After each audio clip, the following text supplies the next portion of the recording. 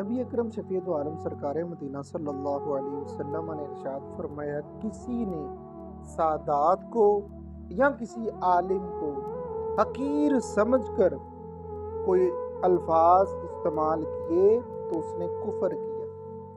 ایک اور روایت میں ہے، شعب الایمان کے اندر یہ موجود ہے،